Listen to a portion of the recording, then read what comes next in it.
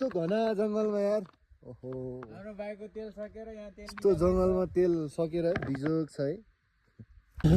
दाजुभाइहरूले एकदम हैरान बजाइरहनु भएको थियो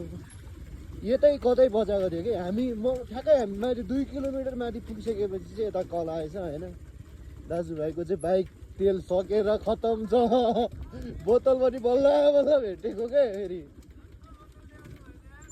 फट जान पनि 2 किलोमिटर माथि गएको के फट मैले हरान ठोके गरेर हरान त नर्मली जसले पनि ठोकिहाल्छ नि होइन अनि बिचरा दाजुभाइले थोत्रो बोतल भयो नि ठिक पार्नु भएको छ कि हो बिचरा यार मैले बिहानै भनेको त झन् मेरोमा तेल हाल्नै बिर्सेछ भनेर ल ल बिजोग भयो गाइस है तेल हाल्न बिर्सेरै हामी माथि माथि आयो अनि त्यही भएर अब मेरोमा तेल चाहिँ मैले हिजो फुल हालेको थियो भने चाहिँ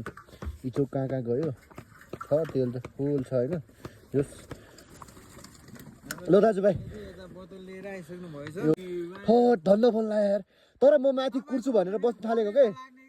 तपाईँकोमा फोनै नलाग्ने यार अनि ल त्यही अब एक जम्बु तेल निकाल्नु पर्ने हुन्छ अनि त्यसपछि हामी लाग्छौँ टेन्सन नगर्नु दाजुभाइ तेल मेरोमा छ भनेको बिचरा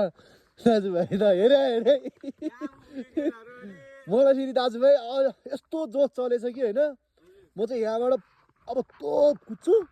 आठी गएर केटाहरूलाई कुर्छु भन्ने हिसाबले म ठ्याक्कै माथि पनि गयो होइन कुर्न पनि कुरियो केटाहरूलाई पनि राख्यो ठ्याक्कै फोन आयो तपाईँ नआउने हो भने त जसरी हो नि तपाईँलाई लिन भयो नि आउँथ्यो दाजुभाइ नभएको भए म आज आमायारी नपुग्ने थियो होला तेल निकाल्दैछु हेर्न सक्नुहुनेछ गाह्रो छ दाजुभाइ भएको नि काम लाग्ने रहेछ धन्न मैले फुल हालेको थिएँ मेरो